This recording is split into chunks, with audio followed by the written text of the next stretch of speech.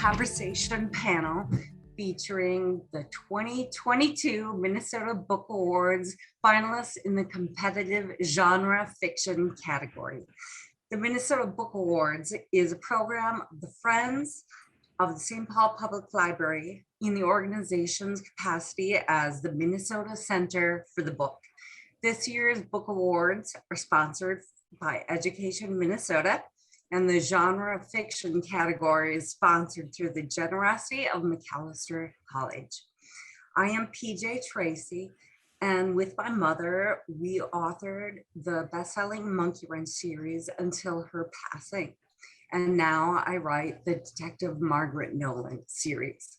As a former nominee and winner of the book award, I know how exciting this is, and congratulations to you all. As we get started, we would like to take a moment to acknowledge the Dakota people, indigenous keepers of the land on which most of us on this panel are zooming in from. This land was reserved for the Dakota in the Treaty of Traverse des Sioux, signed with the United States in 1851, and it remains sacred to them today. We also acknowledge the Ojibwe people, fellow indigenous inhabitants of this land. The Dakota and the Ojibwe people are the original stewards of story in this place we now call Minnesota. The Friends of the St. Paul Public Library, organizers of the Minnesota Book Awards, honor this tradition and the knowledge and values embedded within as we all work together to lift up the storytellers of our state. For this latest installment of the Minnesota Book Awards popular Meet the Finalists series, I am pleased to introduce Tom Combs, author of Insurrection, published by Evoke Publishing; Alan Eskens, author of The Stolen Hours, published by Mulholland Books, Hachette Book Group; Abby Jimenez, author of Life's Too Short, published by Forever, Hachette Book Group; and William Ken Krueger, author of Lightning Strike, published by Atria Books, Simon and Schuster. And again, congratulations to you all on your finalists nod. Now, in the interests of making the most of our short time together, I am going to be starting with a round robin that I would like each of you to answer in turn. And then I will give you each a question specific to you and to your wonderful finalist books. So let's get this party started with the round robin. Well, I'm sure each of you have encountered versions of this question many times before. It's a safe assumption with each finalist that some in our audience will be hearing you speak for the first time. For that reason, it seemed the perfect place to start. The writer's journey to their calling is always an interesting story in and of itself. What compelled each of you to dedicate blood, sweat, and tears to the written word? I'll try and share the experience that kind of solidified things for me. I worked as an emergency medicine physician for 25 years. Due to some health things, I lost that position. Have been a lifelong reader, and thought, could I possibly produce books that gave others the kind of pleasure that I got from a great book. I'm going to tell a brief story. I'll try to make it as quick as I can, but it really fit what happened with me. I took my first writing course 13 years ago at the Loft Literary Center. An assignment was given to write a dramatic scene. I wrote a scene that was actually autobiographical on something that had really impacted me. And it also reflected significantly on what my world in emergency medicine had been. And I felt that was something that was interesting and unique that I had. I was working as a emergency medicine resident in training at the University of Cincinnati. In the middle of my shift, I was flying air rescue helicopter. My pager went off. I ran to the flight elevator, up the elevator, onto the helipad, helicopter thundering, jump in, We take off the deck. I put on my earphones. I hear what we're going to. First responders could call for anything they felt was incredibly, desperate. ETA 2 minutes. 30s-year-old Black female found on bottom of pool, CPR ongoing. It didn't sound good. Landed, found paramedics doing CPR. They had done everything expertly. It was basically always the case. There was nothing else that could be done except had to pronounce this young woman dead. The protocol was to take her body back to the hospital and things would be managed from there. I went back to taking care of my patients and was awaiting family. The family is contacted and says, come to the ER. They don't tell them more. An hour or so later, the nurse said there's family in the family room. I went to this windowless room next to the waiting room. And I opened the door and there was like a mid to late 50s woman wearing what looked like office clothes. She's seated. Standing next to her is a 10 or 11-year-old boy, skinny, tall. He's growing out of his pants. You can see his high water situation. He's got a t-shirt on, red Converse tennis shoes, and they're clutching each other, and their fear it fills the room. I have to tell this mother that her daughter is dead, and this boy that his mother is dead. There's no good way to do it. I tell them, and they are both devastated. And in their grief and agony, they're clutched to one another, and their strength and courage and the love they showed, it just impacted me to this day. And I couldn't spend much time there. I could hear other sirens coming, more ambulances coming. I put my hand on the mother's shoulder and said, I'm sorry. Is there anything we can do? And she patted my hand and said, no, bless you, as if she was consoling me. And I said, okay, I'm going to need to go back. This young boy stood in front of me and looked me in the eye and said, did you try everything? And I said, yes, we tried everything. And he reached out and he took my hand and he shook it. And he said, thank you. Now I have to take care of my grandma and my little sister. And that was the story that I tried to write in this assignment. And we then workshopped it the next week. And I had that butterflies and vulnerability, my first efforts. And there were 2 gals and 1 guy in my small group. And the first gal said, I just didn't like it at all. The doctor just didn't care. And the other gal said, yeah, he was just so cold. And the guy said, yeah, there's something here, but that was a mess. And I was stunned. I couldn't believe that response. And after a moment, it kind of dawned on me that it didn't matter what was in my head or what was in my heart. It was the written word. It was the words I had put on the page. And the words I had put on the page didn't have the skill, the craft to convey the impact, the power of what had happened. And I felt I want to do that. I want to learn to communicate and convey and share, both in fiction and real story, the kind of things that I'd experienced, and in particular with a focus on the unique background that I had. And was really a part and parcel of what has kept me at it for the last 13 years. Well, I think up front we decided I might go next. But the next time I do a panel, I don't want to follow Tom. That was an incredibly moving story, Tom. Oh, Well thanks. done. I'm sorry it wasn't too long. I'm sorry if it was too long. I can see that you're a storyteller. Well, I don't know about the rest of you, but like so many of my friends and colleagues who are writers, I've always wanted to be a writer, as far back as I can remember. And as I tell audiences for that, I blame my parents. I was blessed with parents who read to me when I was a kid.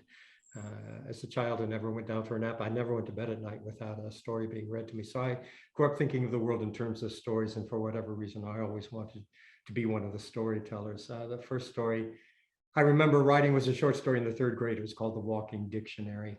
I got to tell you this, my father was a high school English teacher, and he was always storming around the house ranting something like, nobody uses dictionaries enough. Nobody uses dictionaries enough. So in the third grade, I wrote a short story called The Walking Dictionary, which was in fact about a dictionary that didn't think it was being used enough. It magically sprouted legs so that it could toddle off into the world and go to the people that needed it. My third grade teacher went gaga over that story. My folks went awed over that story. I swear to you, in the third grade, I knew I was destined to be a writer.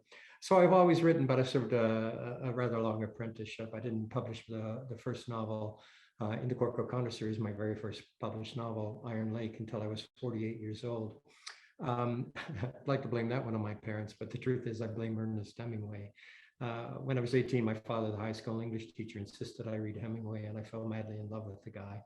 And for years and years, decades, I tried to write the great American novel as Hemingway might have written it. Stupid on so many levels. But I hit a midlife crisis in my 40s and thought, the hell with the great American novel. I want to write something somebody might actually want to read. So I looked around me to see what people read. You know what everybody reads? They read mysteries. So I decided I'm going to write a mystery. And across the course of the next 4 years, I wrote the manuscript for Iron Lake, and the rest, as they say, is history. It was a great move deciding that I was going to write mysteries. It changed everything for me. I will jump in. I ran away from home at the age of 18 to go to college as a theater major. I was a terrible student in high school, but on a dare, basically, I went out for the school play and fell in love with theater, and I found I had a passion for that creative side. Once I got into college, I turned my attention away from theater and got a degree in journalism. Then I went on to law school, got a degree in law. And when I got out of law school, I realized that I was missing that passion that I had for theater. I was missing my creative side. So it was really just a desire to exercise that creative muscle. I sat down and started writing, and I read books on writing technique. I took classes on writing technique. Like Tom, I wanted to become a better storyteller, really for my own benefit, just for my own enjoyment. So I wrote for 20 years just for my own entertainment before I decided I was going to write something and try and get published. So yeah, it was just a hobby that turned into a vocation. So I've been very fortunate. Thank you. And Abby? So I never aspired to be an author. I thought being an author was something that people that had, an education in writing did, or if, you had a blog, or I felt like it's something that was like, you spent your whole life trying to become an author. And I never went to college. I couldn't afford to go to college. Right out of high school, I ended up going into the service industry, ended up opening up my bakery chain, Nadia Cakes, and, was doing that.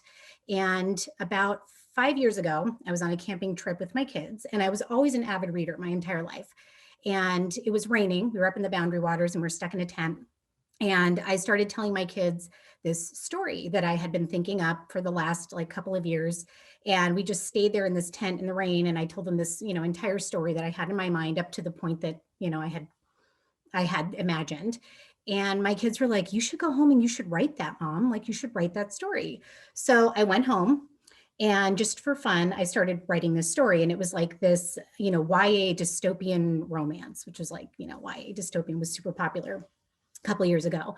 And every day my daughters would come home and I would read them my chapters. And I decided to submit this to a literary agent.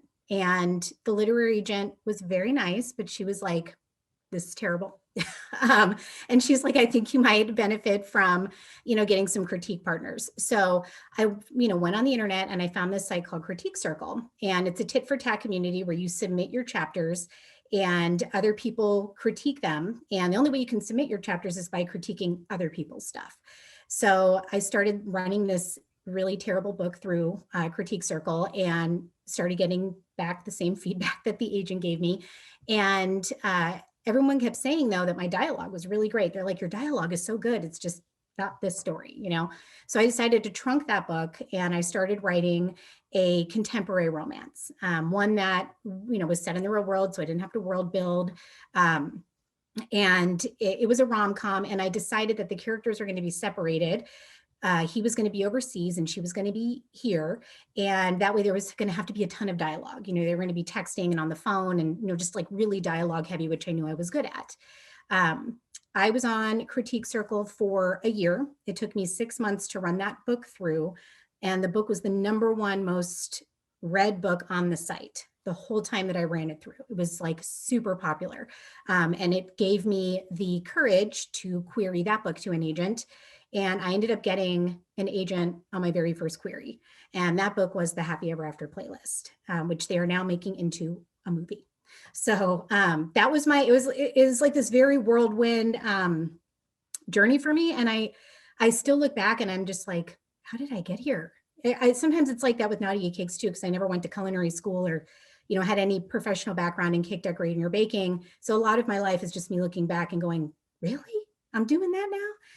But I'm on my 4th book now. It's coming out this month, actually. And I'm very excited to be nominated for this award. And again, I cannot believe that I am nominated for an award and that I am here. So that's my journey. So basically practice makes perfect, I guess. I practiced and I worked my rear end off on Critique Circle for a whole year and basically taught myself how to write on the internet. So that's how I did it. Great, wonderful stories from you all. Thank you so much. It's so great to listen to everyone's story. It's just, we could all relate to most things and, it's a real joy. So thank you so much. Now, Tom, I'm going to circle back to you for the first individual event. Insurrection is a thriller that addresses a lot of hot button and pressing issues of today. My question is, was there a single aha moment?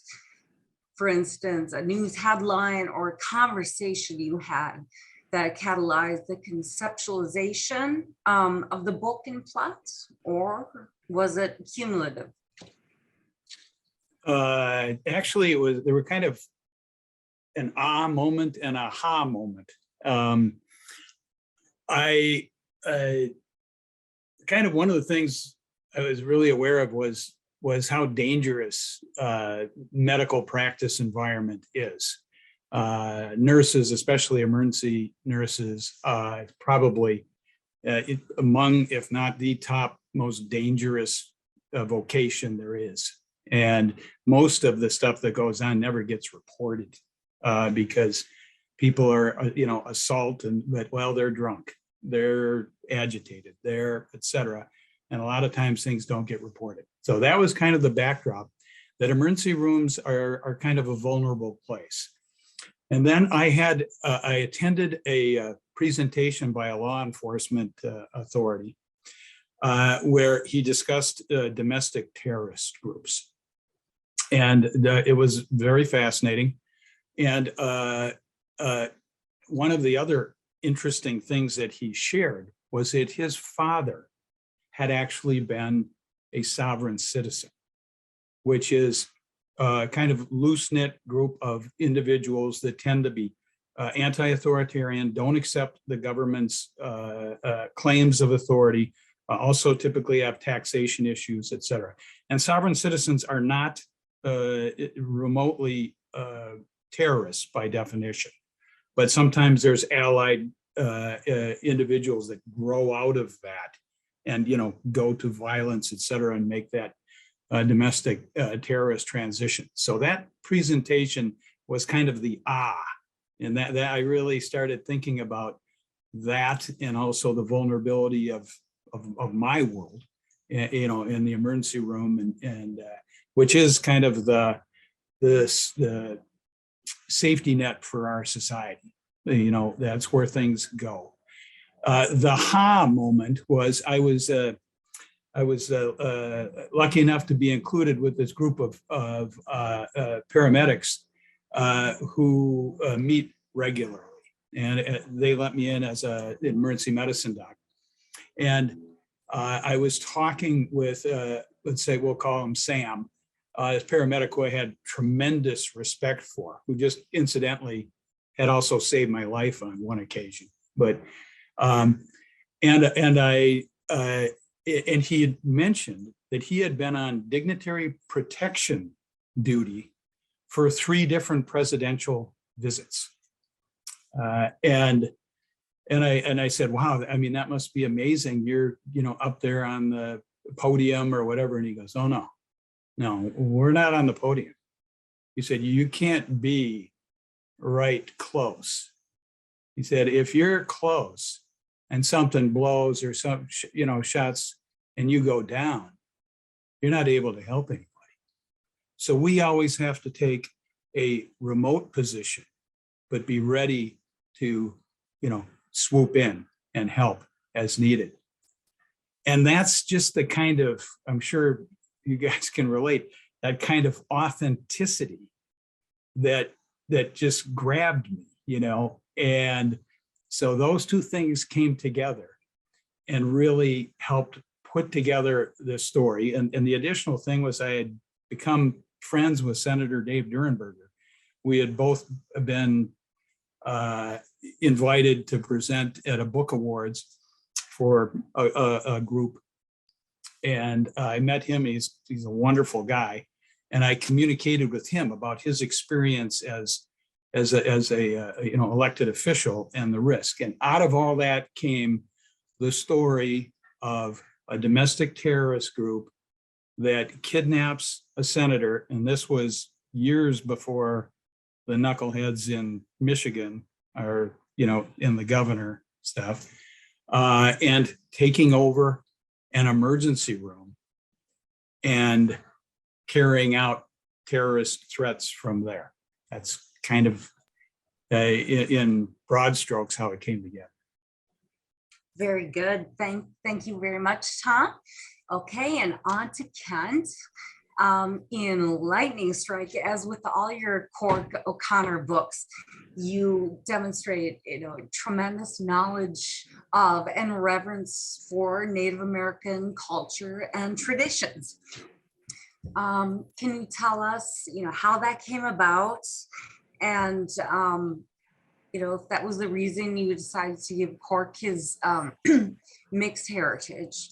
And also, tell us about the resources that you use to ensure your depictions of modern Anishinaabe life and communities actually are authentic. Sure. Boy, there's a lot in that question. I'll do my Sorry. best. It's okay. I'll do my best, Tracy. Yeah, you know, I have to be perfectly honest. My interest in the Native community here in Minnesota began really for mercenary reasons. I had indicated that I tried for a very long time to write the great American novel a la Hemingway. And when I decided to turn to mystery writing, well, here's a confession coming from a mystery writer. Before I began to write mysteries, I didn't read them. My father, the high school English teacher, had convinced me they were the poor stepchildren of literature. So I didn't even read Nancy Drew or the Hardy Boys when I was growing up, and I had a lot to learn. And I began by reading. I just read voraciously, and very early in that reading, I stumbled across a guy named Tony Hillerman, who is an icon in the mystery genre. He wrote a series that was set in the Four Corners area of the Southwest, and that dealt significantly with the culture of the Navajo folks. I thought nobody's doing that with the Ojibwe here in Minnesota. Maybe I should give it a shot. What did I know about the Ojibwe at that point? About what every white person knows in Minnesota? Nothing. But I was cultural anthropology major in college. And so the idea of learning about this culture, not my own, was really exciting. And I began in the way all good academics begin. I began by reading. I read everything I could get my hands on. And when I thought I had a fairly decent grasp of the Ojibwe culture, I began to write my novel, Iron Lake. In the course of all of that, I met a number of members of the Ojibwe community and formed relationships that have become important friendships across all of these years. So I check in regularly with my friends in the Ojibwe community to make sure that I keep abreast. I'm constantly reading news out of Indian country to make sure that I know what's going on out there. I have shelves of resource material in my home. Whenever I finished a manuscript, if deadlines will allow, I will usually give it to one or more often two of my Ojibwe friends to read and vet for me, so that I haven't said anything that's stupid or even worse, offensive. But I'm aware that I'm always painfully aware I'm a white guy trespassing on a culture not my own, and I do my best to get it right. I made Cork a man of mixed heritage because, you know, if you're a fiction writer, it's always about conflict. Conflict is what drives great stories. And I thought, wouldn't it be interesting to create a character who, in his own way, would mirror the conflict of two cultures, white and Ojibwe? So I knew Cork was going to be of mixed heritage. Then the question was, what would that mixture be? Anybody who knows about mixed heritage up north understands that if you're Ojibwe and you're mixed, you could be Ojibwe Finn, Ojibwe Swede, Ojibwe Slav, Ojibwe German, Ojibwe Russian, you know, you name it. For a variety of reasons, I made Cork Ojibwe and Irish. All right, and now we're on to Alan. Okay, in your former life as a criminal defense attorney, was there any particular case that inspired the stolen hours? And on the flip side of that coin, over the course of your writing career so far, have you picked up any insights about our legal or law enforcement systems you didn't glean from working as an attorney? Good question. So I have used cases in my novels that were inspired by cases in real life. For the stolen hours, however, I did not. So the way I write my novels is my debut novel was The Life We Bury. And the main character was a college student named Joe Talbert. There were secondary characters that I wrote about in that novel that I really liked. And I believe that everybody has a story to tell, even fictional people that I've made up. So I began writing stories about my secondary characters going forward. So Lila Nash, the protagonist in The Stolen Hours, is introduced to my readers initially in The Life We Bury. She's my protagonist, Joe Talbert's neighbor. He wants to date her. I gave her a backstory at that time that put walls around her. And the reader sees those walls and sees Lila through Joe's eyes in that novel. I then have Lila in two more novels. She has a small part in The Heavens May Fall. She's in the sequel to The Life We Bury, where she's Joe's girlfriend. And again, we see her through Joe's eyes. But then when I wrote the novel, The Stolen Hours, I tell the world from her point of view, and the reader sees her perspective now. And because of this world I'd already created for her, the crime in this novel had to fit the backstory that I had created. And so really I had to, in this novel, not use something that I've already known about in my own life as a lawyer, but I had to conform it to the backstory that I'd already created, which at first was a challenge. But one of the things that they teach you in law school is anytime you have something that's bad for you, you need to try and turn it into a positive, make it your strongest thing. And so when I sat down to outline this novel, I looked at all the stuff that I'd already created for Lila and said, okay, how can I make this the centerpiece for this novel? And so the answer to the second question is, as a defense attorney, I prided myself on knowing investigation techniques as well, if not better than the cops. I had to look at the investigation and not only see what they were telling me, but see what they were leaving out. And so as a crime writer, I come to it with a really strong knowledge of investigation techniques, courtroom techniques.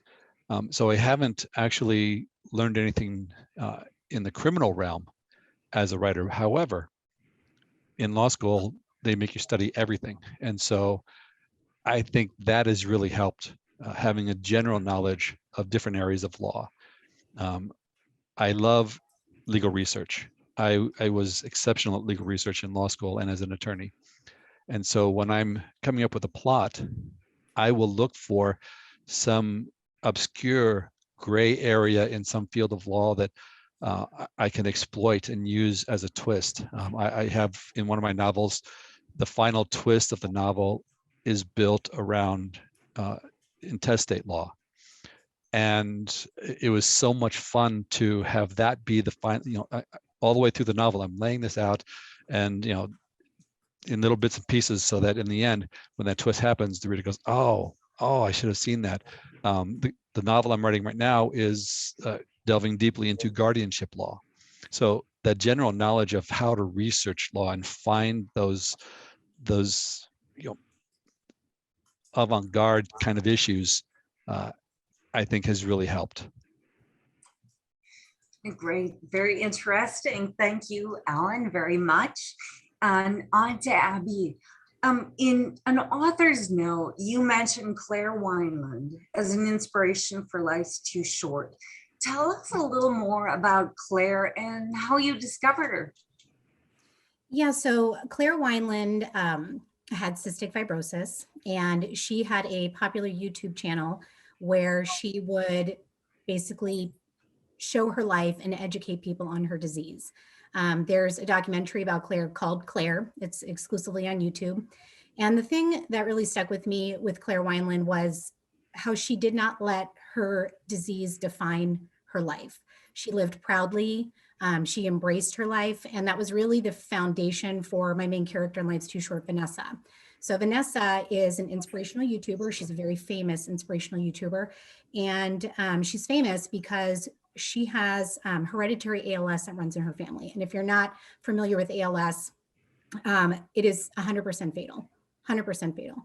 And the strain that runs in her family kills faster than the non-hereditary strain. So, from diagnosis to passing is about a year for her. She's lost her grandmother to this, her mother to this, and her sister to this. And in the beginning of the book, we see Vanessa experiencing what she believes to be the early onset symptoms of this disease. So it's very much shaped, much like Claire, it's very much shaped the way that she lives her life. This has always been the reality for her from the moment she was born. She knew that this was a disease that she might lose her own life to. She watched, relatives die of this disease.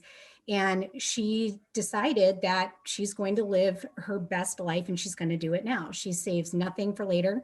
She uses the fancy rose-shaped soap. She drinks the bottle of wine. She takes the vacation. And when I was writing this book, it was, it was like right at the onset of the pandemic. And we were all stuck inside. You know what I mean? And in this book, in the beginning of this book, actually the whole premise of this book is Vanessa is grounded and sort of trapped in her apartment because her younger sister has left her brand new baby with Vanessa and then taken off.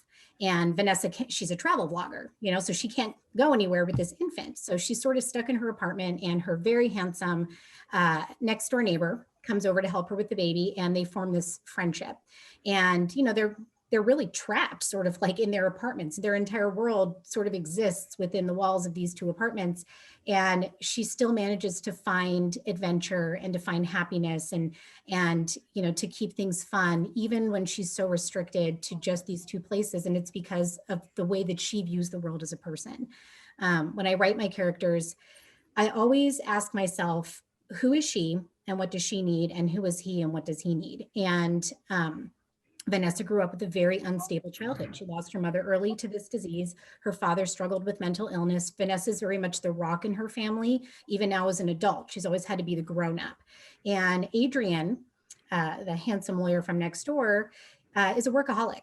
He never takes vacations. He never goes anywhere. He just works, works, works. Vanessa says that he has one day syndrome, where every day is like, oh, one day I'll do this. One day I'll take the vacation. One day I'll do the thing. And Vanessa's like, it's not that you lack imagination. And, you can't see the shapes in the clouds, is that you're just too busy to look up. So she teaches him a new way of living, and he becomes that stability that she's craved in her life, because he's so reliable and he's so steady, and he's so dependable. So they form this beautiful relationship with each other, but unfortunately he does not realize that she could be dying. So, and I know this all sounds super heavy, but this is a rom-com. It's actually a very funny book, and you walk away from it, I think a lot of readers have walked away from it feeling very inspired.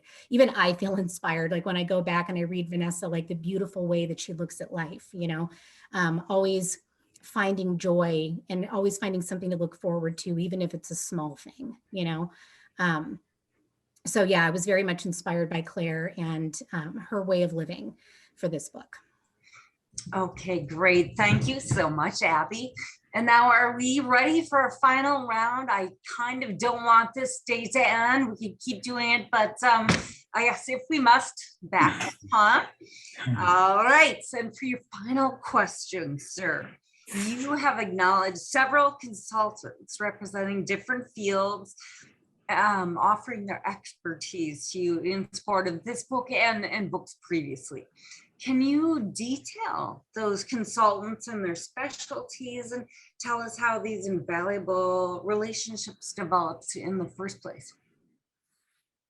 Yeah, I can try. There's a lot of them. It's actually one of the, it's interesting, Kent talking about, interacting with Anishinaabe, Ojibwe folks and, learning, and I'm sure making friends. And the same thing has happened with me. First, I've been really lucky in that I have a lot of my friends already happen to be very knowledgeable individuals related to law. My brother is a highly experienced police officer, and he has a number of contacts. I work, since my stories always include as a significant element the setting of emergency medicine, ERs, emergency care, which I touched on earlier, really is kind of the nexus for, when you talk about conflict and problems in our world, the emergency room is really a place where this comes together, whether it's, criminality, drug abuse, mental illness, and there's tremendous dollars available. So greed and the seamy underside of medicine is a big area. And murders, we take care of people who have been, killed and or attempted murder, and the forensics that's involved. So I've been really lucky. I've got great friends in all areas of medical expertise, specifically related to insurrection. My latest book, I was just really lucky, and I had two different FBI agents, one of whom I had met through a presentation, who was one of the directors of domestic terrorism investigations for the country for a period of time, and remains an authority and a part of the hostage rescue team. If you guys remember back about a year ago, when there was an event in St. Cloud with a disturbed individual had attempted to rob a bank and took 5 hostages, and that was kind of live broadcast, whatever. Well, my consultant friend was the agent who was on screen all that time and actually did the negotiations that resulted in the successful resolution. And really interesting with him was how, for him, his focus isn't just everyone was all the hostages were saved. He's truly and genuinely engaged and empathetic with the criminal, the disturbed individual. And that was really, really interesting to me. And both he and then I became a good friends with a agent by the name of Thomas O'Connor, who is now retired, but again, he had spent 20 years in initially international and then domestic terrorism. And so their information was invaluable on kind of the technical aspects, what are these organizations were like, what kind of individual might become involved in this kind of terrorism, which, by the way, the concern, of course, is in particular is these lone wolf, elements that were in danger from. But the things that were really valuable for me was to get them to share with me, what's it like if you are the FBI individual where your charge is to protect everyone? It's a tremendous responsibility. And what is that like? And how does that come into play? And how does that affect you every day? And how do you carry that burden? So that, plus their kind of unique input on domestic terrorist individuals, really helped me flesh out the book. I was kind of surprised where things went with my characters, with the antagonists, as well as the good guys. And so that was it. Always, consultants have been a huge part of all my books because they're usually topical and they're focused on things that are, the opioid epidemic, big pharma and greed, and the kind of issues that arise there, domestic abuse, and again, I mentioned the seamy underside of medicine. So the consultants are essential. And while I have the chance, I just mentioned, in a sense, consultants, my editor, Jody Renner, who I consider a great consultant and a great friend. I am an independently published author, and a great friend, Douglas Dorrell, who has been a tremendous resource and support for me in the actual getting the books to the public. And so yeah, I've been just incredibly lucky with fantastic consultants, and virtually all have become friends. So one of the perks of writing. Indeed, it is. Thank you very much, Tom. Okay, and Kent, I'm going to ask you a shorter question now. Okay, it's nice and easy. What was behind your decision to go back to Cork's early life, and did you encounter any challenges writing this prequel that you weren't expecting? Well, here's the reason I wrote the prequel. 17 novels into this series, I decided it's time to write a prequel.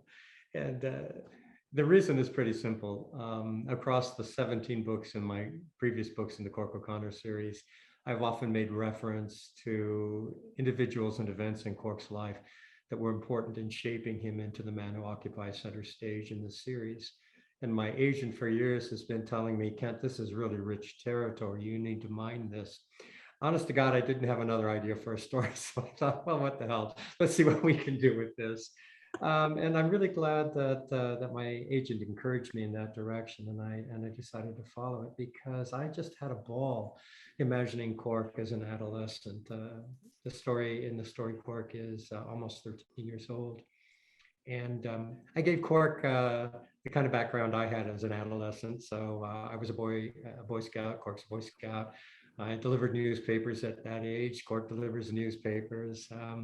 At that age, I was beginning to question the image I had of my parents and the image that they held of me. So all of the angst that every teenager feels, I was able to, and I felt I was able to put into Cork. And it was really fascinating for me to explore the relationship that Cork had with his father at that age, the relationship he had with his mother, the relationship his parents have with each other. For anyone familiar with the series, you know that there are a number of characters who are quite old as I write the series typically. Henry Malou, for example, who is 105 as I write him now. In this particular story as a spry 60-year-old guy. So that was a lot of fun imagining Henry at that age. Yeah, I had some challenges. The challenges were not in the relationships and in creating characters. The challenge was really in creating a really good, compelling mystery that would accomplish the things I wanted to accomplish. In addition to exploring the relationships of Cork at that age and who Cork was at that age, I wanted to talk about some significant issues. I wanted to talk about the question of truth and how we see the truth depends in large measure on the perspective we bring to it. And cultural perspectives can be very different and can cause us to look at an event in very different ways. And so to try to come up with a really good mystery that did everything I wanted it to do and still had a basis in logic and in the end could give a nice emotional resolution, that was really the challenging part. Oh, well, Kent, you did a great job. It was so much fun to go back to Cork's early years. It really was a delight. And now we're on to Alan and your last question. All right, you feature Lila Nash and Joe Talbot in several books, as you referenced earlier. Was this your intention from the onset to gradually get them or keep them together as it metamorphosized? And has anything about the relationship arc surprised you? Writing the books the way I do was more of a happy accident than intentional design. One of the things I love most about being a writer is I just get to daydream. As I'm creating a character, I will walk in their shoes as I'm writing their character. And so I want to know a lot about them.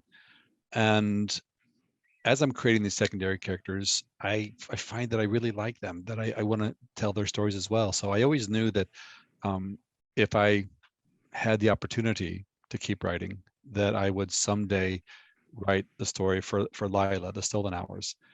But I wasn't, when I first wrote The Life of Barry, I was just thinking I want to be a published author, and that was about it. And as I started writing, my second published novel after that, I just pulled a secondary character, Max Rupert, from that story, wrote about him. And that has become kind of my model, is to write about this community of people. And I always knew that Joe and Lila would make it, but I also knew that they would have tough times. The thing that I guess I could say I found it surprising, but I found it fun to write about was in the earlier novels, when I'm writing from Joe's point of view, again, like I said earlier, we see Lila from his perspective. When I was writing The Stolen Hours, I got to tell how Lila, from her perspective, is far more insecure about herself than what she ever let on in those earlier novels. So when you read about her from Joe's perspective, you see her much stronger. And that's a conflict inside of her because she feels like she's being disingenuous by holding that back from Joe and not telling him the truth about how she feels about herself. But again, she also wants to live up to the image that she's created for Joe. And that creates an internal struggle within her.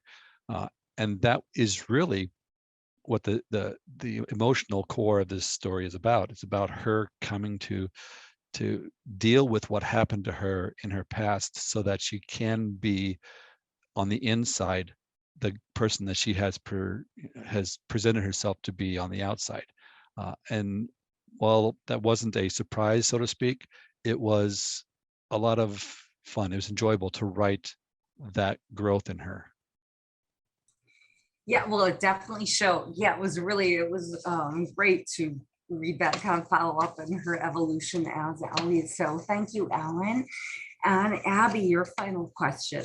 Now, there are pieces of us in every single thing we write. So what part of yourself drove Vanessa and Adrian's relationship or story? And are there any characters or episodes in your friend zone series that are inspired directly by your life or someone that you know?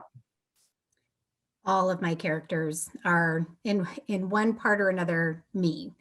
And there's a lot of inspiration that I draw from real life for all of my books. For example, my debut novel, The Friend Zone, the infertility journey in that book was my best friends from start to finish. And the friendship in that book was essentially me and my best friend. My second book, The Happy Ever After Playlist, is about a woman who is recovering from complicated grief after losing her fiance to a fatal motorcycle accident. And I wrote that book, as I said before, that was actually the first book that I wrote. I ended up going back in time and writing The Friend Zone. And because that came first chronologically, we published that first as my debut novel. But my first novel was actually The Happy Ever After Playlist. And the struggle with the grief in that book was based on my real life observations watching a friend who lost her husband unexpectedly at an early age. And that book was very much me trying to work out what I was seeing and me trying to save my friend because I was not able to save her in real life. I didn't know at the time that what I was writing had a name. I didn't know that, complicated grief or extended bereavement was an actual thing that had a term. I just knew that she was struggling and I couldn't seem to pull her out of the cycle she was in. So in that book, that's what I did. I used, the fictional platform to essentially do all the things for Sloan, the character in that book, that I wished I could have done for my friend at the time. As far as Adrian and Vanessa go, oh yes. I think Vanessa's mindset is very much my mindset. The way that maybe not, I'm not as inspirational as she is, or, have like such a bright outlook on life that she does, but a lot of the interactions with her family would very much be my reactions in the same circumstances. And Adrian, being a workaholic and just, such a reliable person, really the rock in his family, I very much identify with that as well. So I think if you follow me on social media or if you know me in real life, you can see little bits and pieces of me in all 4 of my books, for sure. All right. Thank you so much, Abby. And to all of you, this was just a delightful day. And thank you again. So thanks to our tremendous genre fiction category finalists, and to all of you watching for taking part in this Meet the Finalists panel. If you enjoyed this talk, you can find a treasure trove of past events archived on the YouTube channel of the Minnesota Book Award Steward Organization, the Friends of the St. Paul Public Library. You can find out more about future programs on their website, thefriends.org. In particular, mark your calendars for Tuesday, April 26th. That's the evening that the winner in this category and 8 others are finally revealed.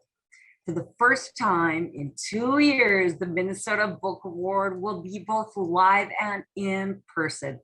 Please join us at St. Paul's Ordway Center for Performing Arts. Tickets are $22, inclusive of processing fees. Visit thefriends.org/MNBA for details. Thank you again, everybody, and best of luck to you all.